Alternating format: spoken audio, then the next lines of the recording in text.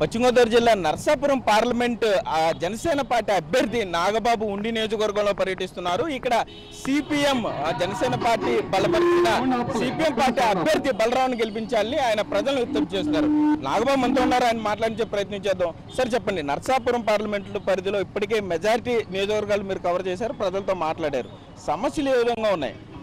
ఇక్కడ మెయిన్ సమస్య వాటర్, తాగునీరు, ప్లస్ పొల్యూషన్, తర్వాత డ్రైనేజ్, ఇళ్ల స్థలాలు అండి, కొల్లేరు సమస్య ఎలాగో పాపులర్ అనుకున్నది. 5th to డెల్టా ఆధునీకరణ, ఈ కాకుండా ఈ corruption, main corruption among these TDP and X YCP and X Congress and YCP leaders. So ఇవన్నీ చాలా పెద్ద సమస్యలు ఉన్నాయి.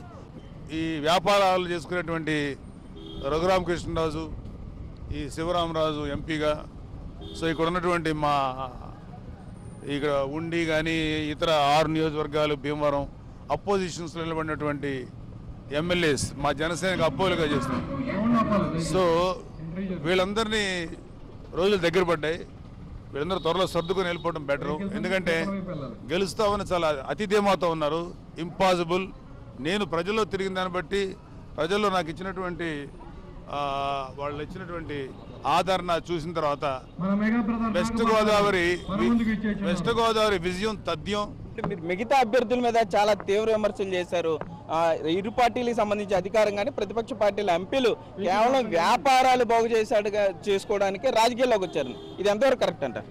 100% కరెక్ట్. ఎంతవరకు ఏంటి, అదే పని వాళ్ళకి. వాళ్ళ వ్యాపారాలు బాగు చేసుకోవడానికి, కొత్త కాంట్రాక్టులు క్రియేట్ చేసుకోవడానికి, కొత్తగా లంచాలు కరప్షన్ చేయడానికి, ఉన్న ల్యాండ్స్ని కానీ నీళ్ళని కానీ పొల్యూట్ చేయడం తప్ప వీళ్ళకి పదవులు ఎందుకండి?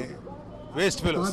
రఘురామకృష్ణరాజు అంటే చెప్పాలంటే అతను 3000 కోట్ల రూపాయలు డిఫాల్ట్గా ఉన్నాడు గవర్నమెంట్కి. బెట్టింగ్ బంగారాజు అనే ఒక పేరుంది. అలాగే ఈడీ కేసులు, ఎన్నిటికంటే మించి కోడి పందాలు. ఈ బర్రెలు ఏర్పాటు చేసి, కోడి పందాల బర్రెలు, ఈ బర్రెలకి పోలీస్ పర్మిషను, పై లెవెల్ నుంచి పర్మిషన్ తీసుకొచ్చి ఈ జనాలకి పందేలు వేసుకుంటానికి చేస్తాడు. ఈ పందేలు కాయటంలో ఒక లిమిటేషన్స్ లేవు, తప్పే లేదు. కోడి పందేలు అనేవి మన సంస్కృతిలో భాగం అయితే ఉండొచ్చు. కానీ మితిమించేసి ఇళ్లలో ఆడవాళ్ళ తాళ్ళి పుస్తులు కూడా అమ్ముకునే రేంజ్లో జోదంలో వాళ్ళు అమ్మేసుకుంటున్నారు. అంటే పుస్తులు కూడా అమ్మేసుకున్నారంటే ఇంక అన్నీ పోయినట్టే. అలాంటి దారుణమైన బెట్టింగ్ వ్యవస్థని ఎంకరేజ్ చేస్తున్న రఘురామరాజు లాంటి భయంకరమైన వ్యక్తిని ఖచ్చితంగా ఓడించి తీరాలి ఇక్కడ ప్రజలు. ఉండి నియోజకవర్గంలో ఉన్నటువంటి సమస్యల పట్ల సిపిఎం అభ్యర్థిగా బలరాముని నేను 40 సంవత్సరాలుగా ఉద్యమాల్లో ఉన్నాను. రైతుల కోసం నిలబడ్డాను, కూలీల కోసం నిలబడ్డాను. అలాగే వృత్తిదారులు, గీత కార్మికులు, క్షౌర వృత్తిదారులు, మత్స్య కార్మికులు, రజక వృత్తిదారులు, గొర్రెలు మేకల పెంపకందారులు, సగర్లు, అలాగే దర్జీ కార్మికులు, గొర్రెలు మేకల పెంపకందారులు, వీరందరి తరపున నిలబడ్డాను. సామాజిక న్యాయం కోసం నిలబడ్డాను. దళితులు, గిరిజనులు, మైనారిటీలు అందరూ అండగా ఉండి పార్లమెంట్ అభ్యర్థిగా నాగబాబు గారికి గాజు గ్లాసు గుర్తు, సుత్తి కొడల నక్షత్రం గుర్తు సిపిఎం బలరాంగా నాకు ఓట్లేసి గెలిపించి ప్రజాసేవకి మరింత అవకాశం ఇవ్వమని కోరుతున్నాను.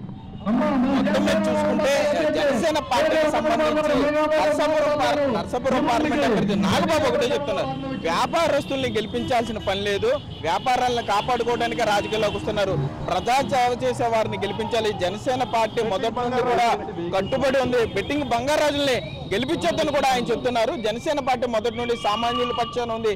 అందుకే ఉండికి సంబంధించి పోరాటాలు చేసి ఇక్కడ ఏదైతే ఉన్నారో సిపిఎం అభ్యర్థిని బలపరిచాం వారందరినీ కూడా గెలిపించాలని నాగబాబు విజ్ఞప్తి చేస్తున్నారు. Cameraman Bhagirath Sagar, 19 NTV. Please subscribe New Waves.